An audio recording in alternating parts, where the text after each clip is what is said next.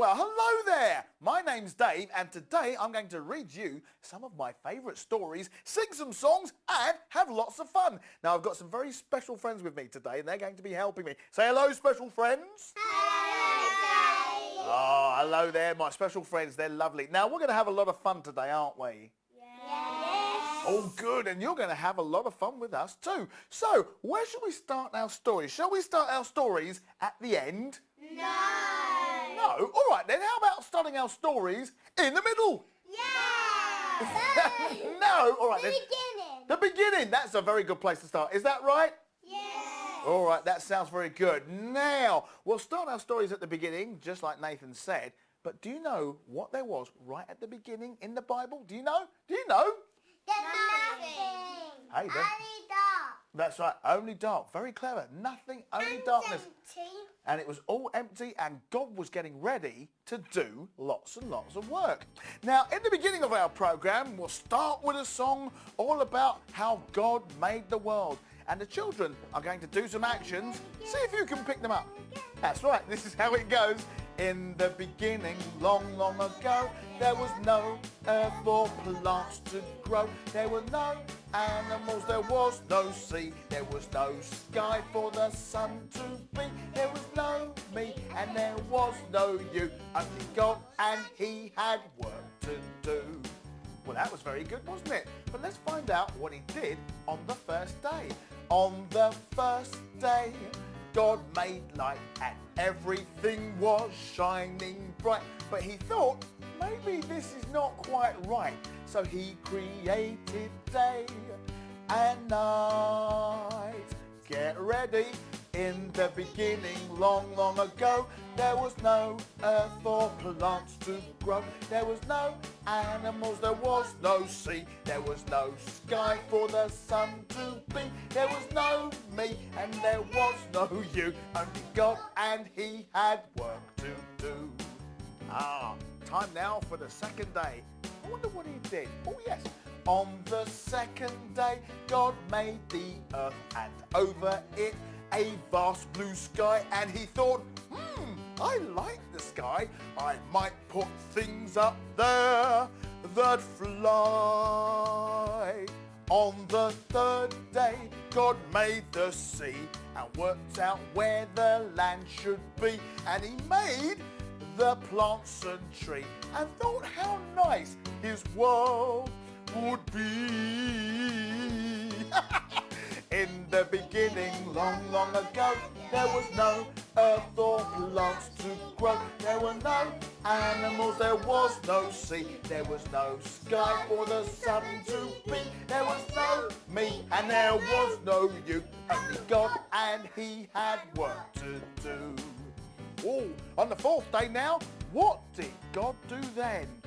On the fourth day, God made the sun to shine all day on everyone. And he made the stars at night and smiled because they looked just right. On the next day, God made fish to swim about inside the sea. And he made birds for the sky. He really liked to watch them fly. Oh, that's very good. In the beginning, long, long ago, there was no earth for plants to grow. There was no animals, there was no sea. There was no sky for the sun to be. There was no me and there was no you. Only God, and he had work to do. Well, we're coming up to the sixth day. I wonder what he did then. On the sixth day came animals to slip and slide and hop and run. And he thought to himself, well, I'm almost done. And that's when he created man. I bet you knew that. That's right. In the beginning, long, long ago, there was no earth for plants to grow. There were no animals, there was no sea. There was no sky for the sun to be.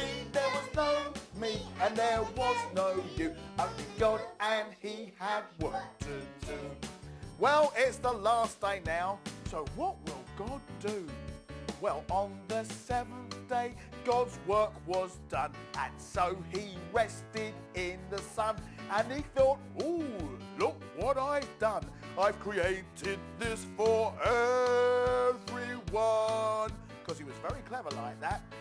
In the beginning, long, long ago, there was no earth or plants to grow. There were no animals, there was no sea. There was no sky for the sun to be. There was no me and there was no you. Only God, and he had work to do. Well, there you go. Well done. Very good singing. Well done to you too. Right now, everyone settle down. I'm going to read you a story. Now, are you all settled? Yes. Are you ready for a story? Yes. Oh, good, I am too. So, after 6 days of hard work, God created the world with land and seas and skies and stars, with plants and animals. And finally, God created a man called Adam.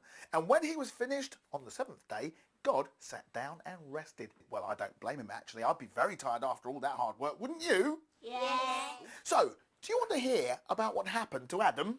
Yes. You do? Lovely stuff. Okay, then this is the story of Adam and Eve. Get ready? Here it comes. God had made a beautiful garden for Adam to live in. The garden was called Eden, and it was full of beautiful flowers and plants, sparkling rivers, trees of every sort, many of them with the most tastiest fruit for Adam to eat.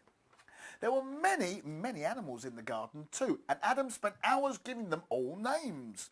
I shall call you Hippopotamus, said Adam to a hippopotamus. Why? Asked the hippopotamus. Because you are very strong, very big, and hippopotamus sounds like a very big, strong name. And you I shall call Hedgehog, because you are small and spiky, and Hedgehog sounds like a small, spiky kind of name. And you, Mr. Parrot, what do you think of your name? Ooh, my name's perfect, said the parrot. I love it. And he flapped his wings in delight. Even though Adam was happy in the Garden of Eden, God felt sad for him. He has so many animal friends, he thought, but none of them are really like him.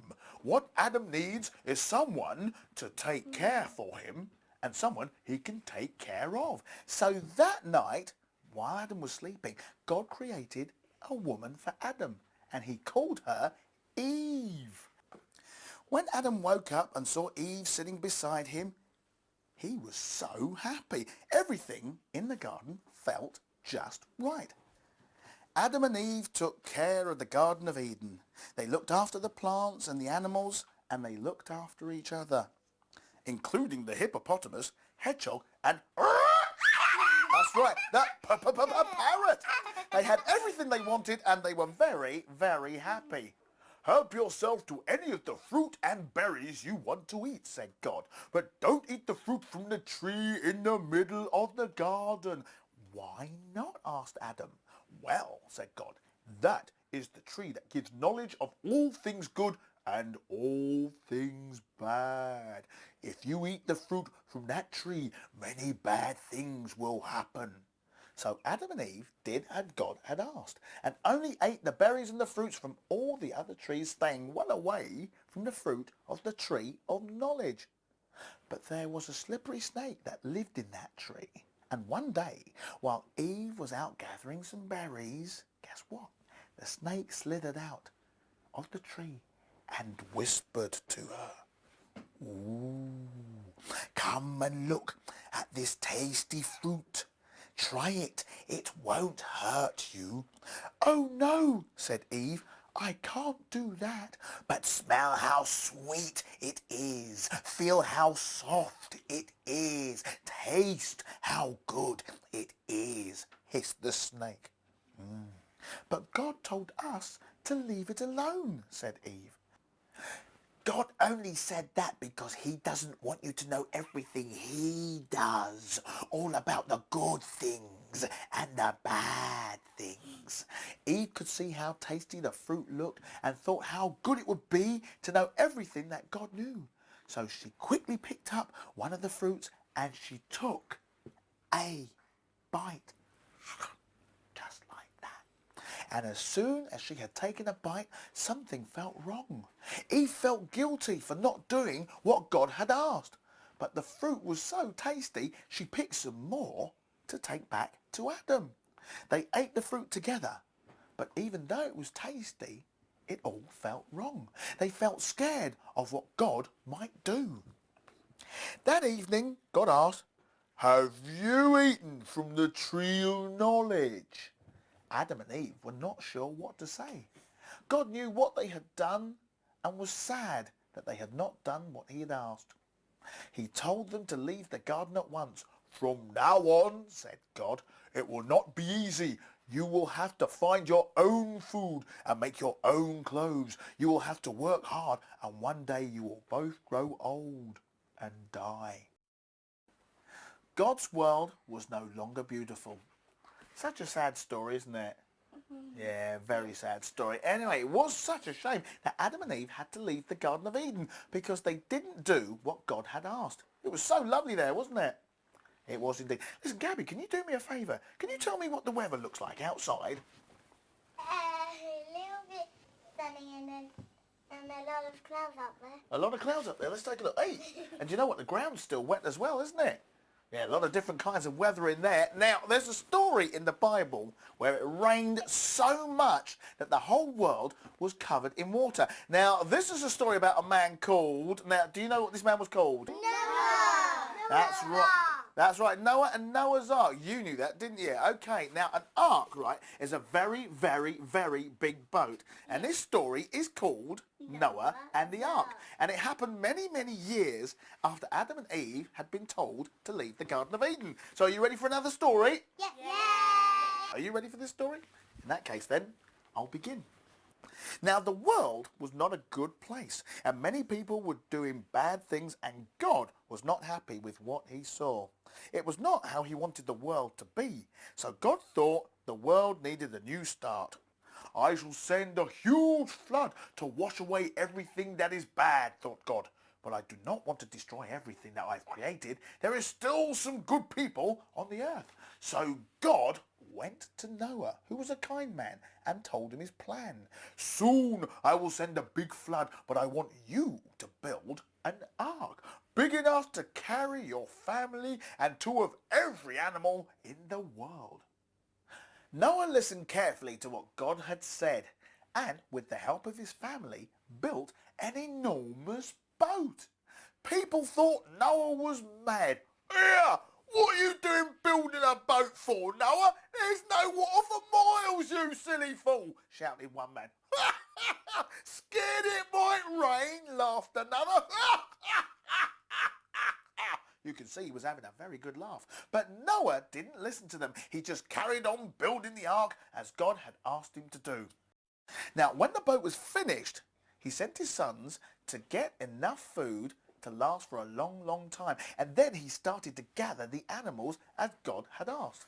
"This way," said Noah to the elephants. "Careful you don't tread on the pigs. Oh, penguins, follow the tortoises. And do try to keep up. Birds, oh, birds, yes, flying, flying." Okay, well, there were lots of animals, and the queue stretched for miles and miles, and after many hours of sliding and crawling, trotting and plodding, hopping and flapping, all the creatures were safely in the ark.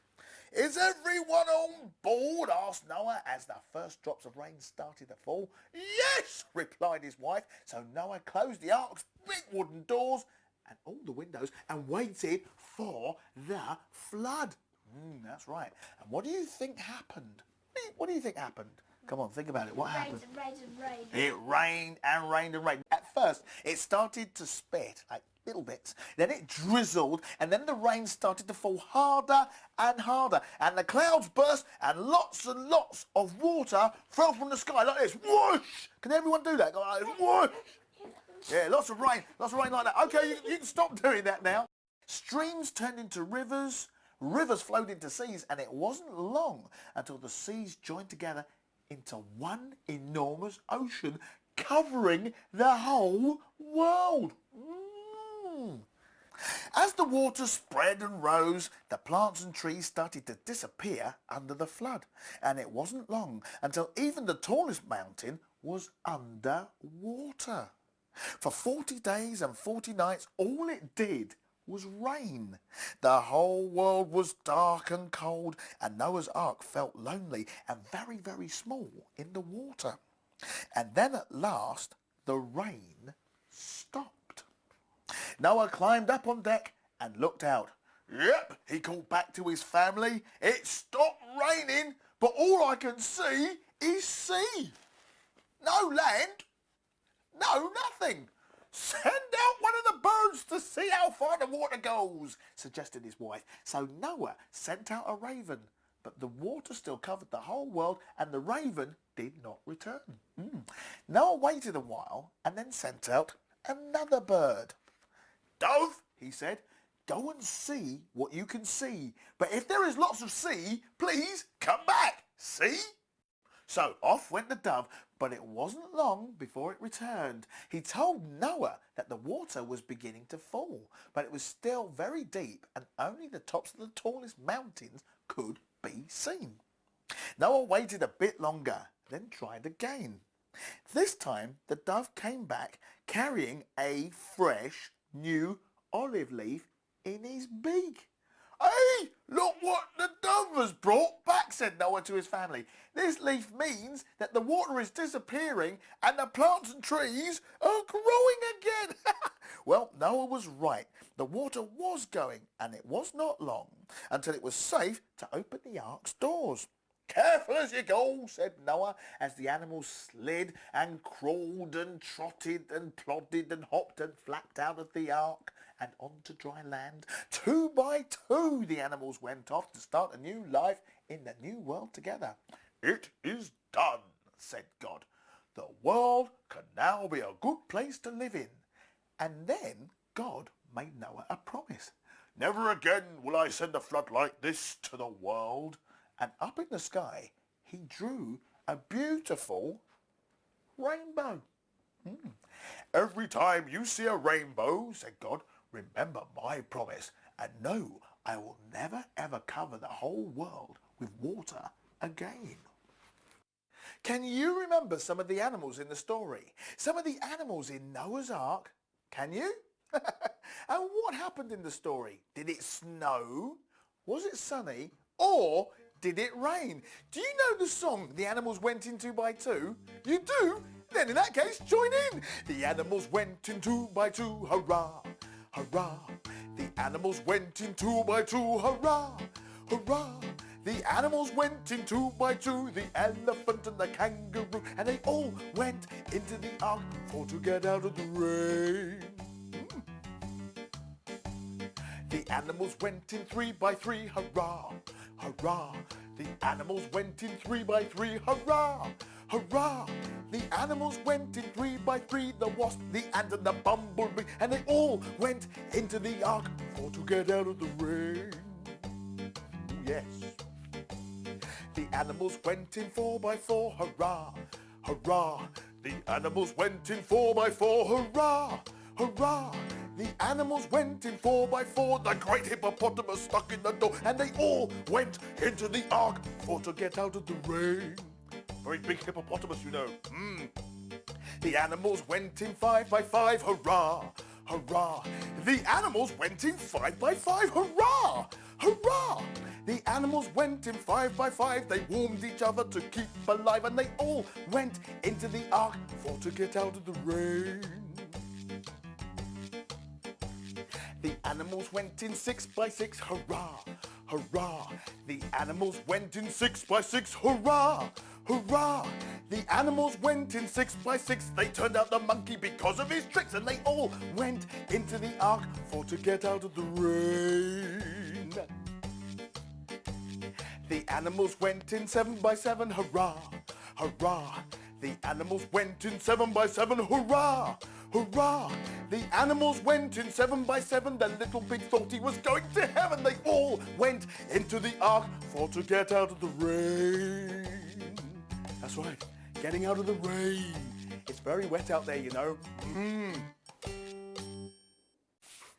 Who's ready for another story? Me! Oh, lovely stuff. Oh, are you ready for another story? Lovely stuff. Well, this story is about a very, very strong man called Samson. Now, who's strong? I want to find out how strong Nathan is. Nathan, how strong are you? Are you strong? Can you show us? Yeah, are you really? Go on, show us your muscles. Go on, show us your muscles. Wow, those are some muscles there. I wonder if, Alex, have you got muscles? Alex has got muscles. Oh, yeah, very good. Oh, Angus, have you got muscles as well? Way, look at that, they've got muscles. I expect you've got muscles too, and I bet you're very strong. But you're not as strong as the man in our next story. Now, many, many years after Noah and his ark, God promised his people a land of their very own. This place was called Canaan. Now, the people that already lived there were called the Philistines, and they did not want to give up their land. There were many wars between God's people, the Israelites, and the Philistines. But because the Israelites were beginning to forget God and all that he had done, God let the Philistines win many battles and rule this land for years. One day, God sent an angel to a man called Manoah. "You and your wife will soon have a son, and your son will do great things for your country in service to God," said the angel. "Oh, lovely," said Manoah. When the boy was born, he was called Samson, and to show their love for God, his parents never cut his hair. As Samson grew, so did his strength, and by the time he was 18, he was stronger than 7 men. Samson realized that God had given him a special gift, and he used his strength against the Philistines. Samson pulled down the gigantic gates of the Philistine city walls and carried them off on his shoulders. He destroyed the Philistine crops and won many battles. In one battle, he had beaten an army of over 1,000 men using only a bone from a donkey. Very strong man, you know. After this great battle, God gave peace to the children of Israel. Samson became a judge and ruled the country for many years. But the Philistines were not happy, and they wanted to kill Samson.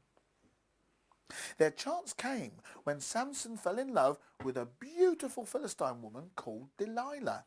Samson would visit her every night, spending many hours with her. One day, 5 Philistine kings came to visit Delilah. "If you can find out the secret of Samson's strength," said one of the kings, "we will give you lots and lots of money." Because they were very evil kings like that. Every day, Delilah begged Samson to tell her the secret of his strength, and each day, Samson would make up a different story. "If you tie me with the strings of 7 bows, I will lose my power," he said to Delilah. Now that night, while Samson was sleeping, she tied him with 7 bowstrings and shouted, "Oh, Samson, wake up! The Philistines are coming!" Samson woke up, breaking through the strings, and easily fought off the Philistines. He was still strong.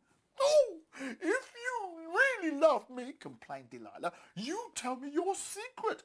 Well, Samson lied again, saying, "If you tie me up with 7 brand new ropes, then I shall lose all my strength."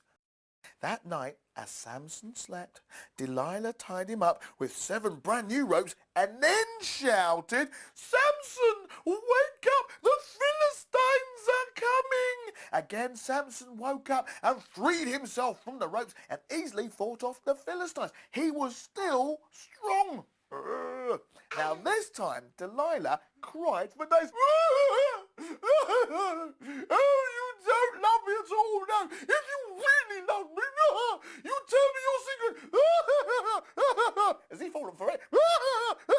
Well, Samson told her to weave 7 locks of his hair on a loom, and in that way he would lose his strength. And guess what happened? What happened? He was strong. That's right, he was strong. He was still strong, wasn't he? Now, by this time, Delilah was very, very upset and was begging Samson to tell her his secret. Finally, Samson gave in and told her his secret. "My hair is a sign that I belong to God. If you cut it all off, I shall be as weak as any other man. So that night, as Samson was sleeping, Delilah called a man in to her room to cut off Samson's hair. Once again, she woke him, shouting, "Oh, Samson, wake up! The Philistines are coming!" This time, when Samson awoke, the Philistine soldiers jumped on him, and because he had no strength, there was nothing he could do. Samson was blinded, chained, and taken prisoner. While prisoner, Samson was often put on display for the Philistine people to laugh at how the once strong hero was so weak and helpless. As the days went by, Samson felt the wind blow through his hair and knew that it was beginning to grow back again. He realized that as his hair grew, his strength would come back. He then decided to pray to God. "Please forgive me for my sins," he said, "and give me a chance to do good for you again." The day came when the Philistines held a feast in honor of their god Dagon, and Samson was brought to the temple so that thousands of guests could shout and laugh at him once again. Samson remembered the temple from many years before and knew that the roof was held up by two massive pillars. As Samson stood between the pillars, he prayed to God to give him strength, and then with all of his might he pushed the two pillars apart. Like that, the temple roof crashed around him with dust and huge stones falling onto Samson and all the important Philistines and all the guests below. Samson died in that destruction, but his final act was good, and it helped the Israelites against the Philistines. There you go. What an amazing story. Did you all like that? But that wasn't the end of the Philistines. There were many, many more battles over many, many years between the Philistines and the Israelites. That was until a small boy called David killed a giant called, well, can anyone remember his name? Go on then, what's his name? Goliath. That's absolutely right. Goliath, that's right. Goliath is his name. And you knew that too. So it's now time for the story of David and Goliath. Well, David was the youngest of 8 sons of a man called Jesse. The family lived in Bethlehem, and David's job was to look after his dad's sheep. Day and night, David would watch over the flock, keeping them safe. Sometimes wild animals would try and steal and eat the young lambs, but David was strong and brave and fought the animals to rescue his sheep. Once, he killed a bear who was stealing a sheep. Another time, David used a slingshot to scare off a lion, and soon he became very, very good with it. Living in the fields day and night, looking after the animals, made David strong and brave. In the long evenings, while he watched over his flock, David played his harp and made up songs. He thought about how good God was and all the things he created. Now, David thought his sheep were a bit like God's people, and he looked after his sheep like God looked after his people. This is what many of his songs were about.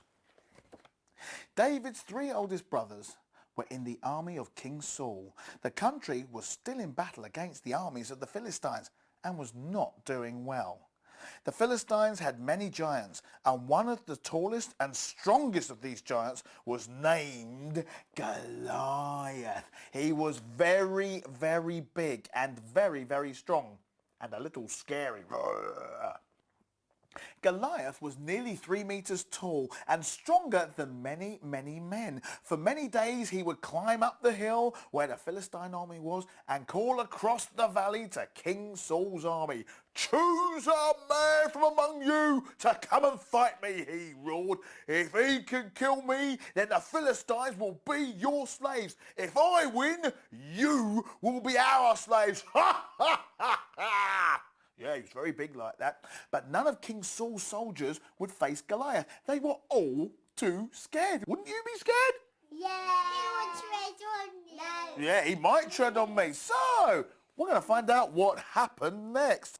Well, one day, David's father put some bread and cheese in a sack and told David, "Take this bundle of food to your brothers so that they may be strong enough to fight the Philistines."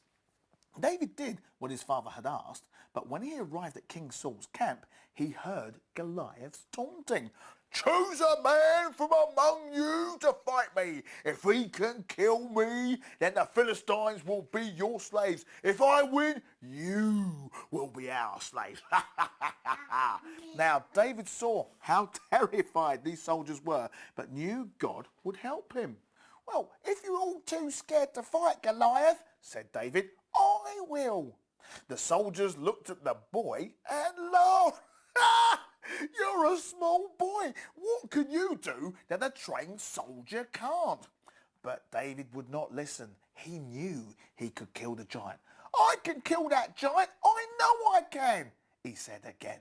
It was not long until King Saul heard what David was saying and called for him.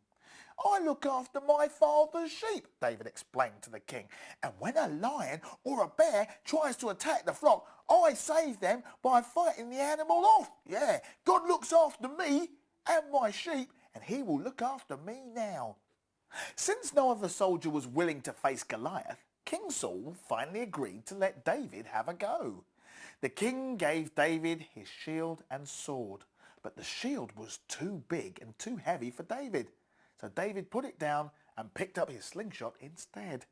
As he walked through the valley between the two armies, David bent down and picked up 5 smooth stones from a stream. He put them in his shepherd's pouch and on he went. When Goliath saw him coming, he roared with laughter. "Ha, ha, ha! Is that the best you can do?" he shouted at the Israelites. "I could squash him with my little finger." But David did not listen to the giant. He was praying to God to keep him safe. Calmly, he took a stone from his pouch, placed it in his sling, and took his aim. Then, whoosh! The stone flew from the slingshot and headed towards Goliath, hitting him right in the middle of his forehead. Oh yeah, the stone hit with such force it broke Goliath's skull and he fell face down on the ground. Boom! When the Philistines saw that their hero Goliath was dead, they ran off in a panic, chased by King Saul's army. The Philistines were beaten. Now the people in the nearby towns danced and sang for joy because of David's victory over Goliath. And after King Saul's death, they made David, the man who slew Goliath, king. Now, wasn't David brave? Wasn't David brave? Yeah. Yeah, I think so. Yeah, you see?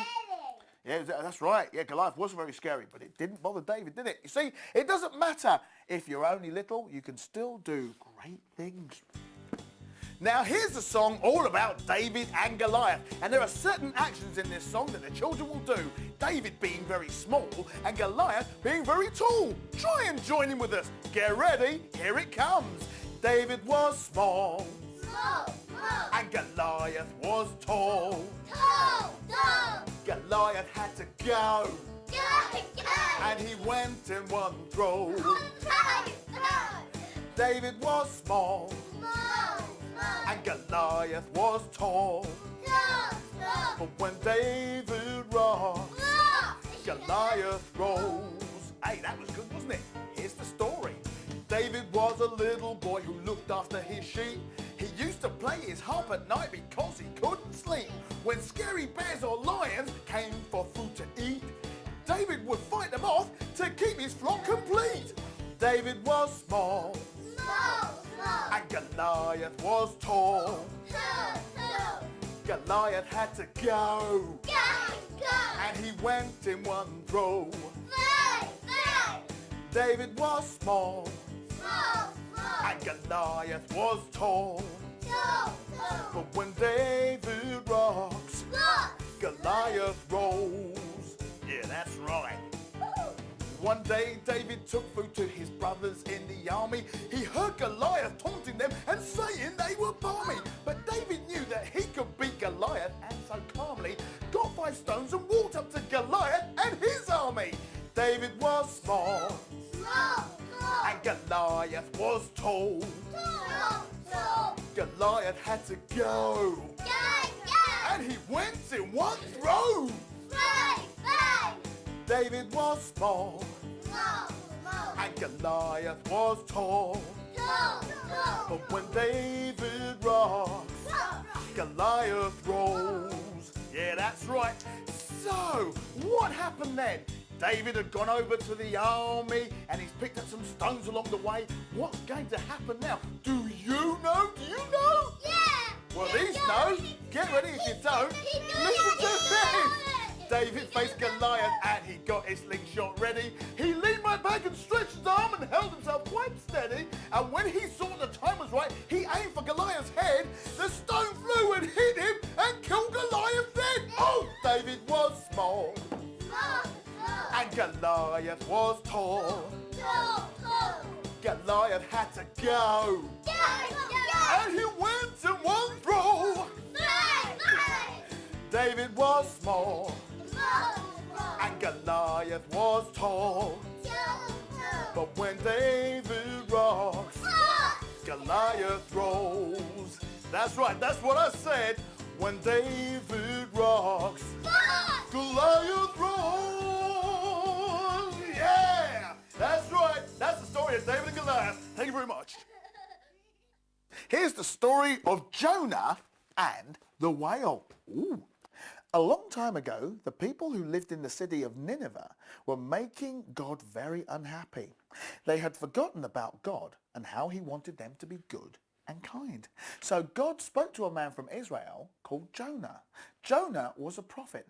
That is someone who tells other people what God asked them to, like a messenger. God said, "Jonah, my prophet, go to Nineveh and tell the people there that God is going to punish them for their wicked ways." Jonah didn't want to make the long journey because he was afraid. The people of Nineveh were his enemies, and he thought to himself, "Oh, if I go there and tell them what God has told me, they will be angry with me." So Jonah decided to run away. He packed some food, some clothes, and some money and headed for a city far, far away from Nineveh. When he reached the busy town of Joppa, Jonah became afraid again. "Oh, God will find me here and punish me," he thought. "I must go even farther away, maybe even to another country." Ooh.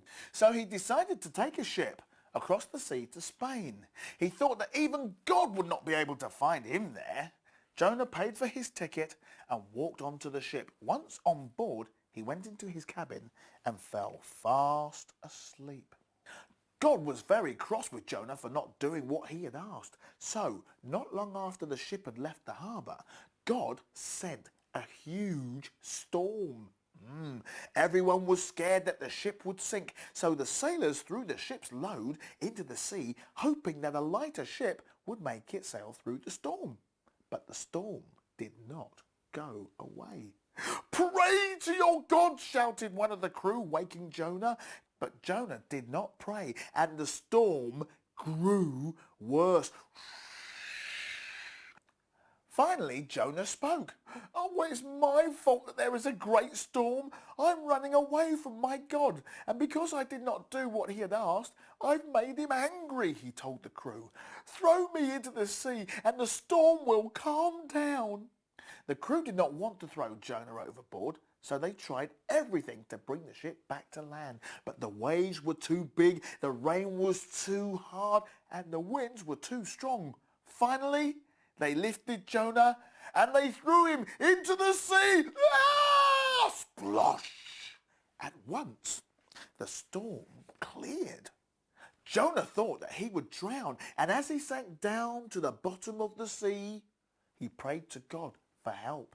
Hearing his cries, God sent a mighty whale to swallow Jonah, and the whale swallowed him in one gulp. Oh. For 3 days and 3 nights, Jonah sat inside the whale's tummy. He felt very bad for what he had done, prayed for God's forgiveness, and thanked him for letting him live. God heard Jonah's prayers and told the whale to swim close to the shore. There, it opened its mouth and spat Jonah out onto dry land. God again asked Jonah to go to Nineveh, and this time Jonah obeyed. In 40 days, God would destroy your city, called Jonah to the people of Nineveh. Are you sure? Asked the man. Yes, replied Jonah. That is what God has asked me to say. And he told the man about the ship, the storm, and the whale. Jonah's story reached the king of Nineveh, and the king told all his people to start being good and pray to God for forgiveness. God listened to the prayers of all the people of Nineveh and forgave them. He decided not to destroy the city, and all of them were saved. Oh, I knew you wouldn't destroy the city, complained Jonah. So why did you ask me to deliver your message? You made me travel all this way and then you changed your mind. Now everyone is happy except me. Jonah stormed out of the city and after a while sat down on a stone. It was a hot day, but Jonah did not care. He was fed up with all that had happened. As he sat there feeling sorry for himself, God made a vine to grow over Jonah. The plant shaded Jonah from the scorching sun, and he started feeling a little happier. That night, as Jonah slept, God made the plant die. And when Jonah woke up and found his beloved plant withered, he was angry again. Why did you kill that plant? Complained Jonah. I was happy. It kept me cool. Ah, you did not make that plant grow, but you are sorry it has gone, said God. Just think how I feel about the people of Nineveh. The children, the animals, everything that lives there. I gave them all life, and yet you were happy for me to let them die. Well, finally, Jonah understood and felt sorry for what he had done. God still loved and cared so much for his world. There you are. What a great story that was. Did you all like that? Yes. Yeah, we like that. That was cool. All those stories were from the Old Testament. Jonah, Noah and the Ark, David and Goliath. The Old Testament contains stories that happened before Jesus was born. The New Testament tells stories about Jesus from his birth all the way through his life. This next story is from the New Testament and it's called the Good Samaritan. Now, does anyone here know what a Good Samaritan is? Oh, Hermione, go on. It's a person who helps people that have difficulties and loves God. That's actually not bad. That's a very good explanation.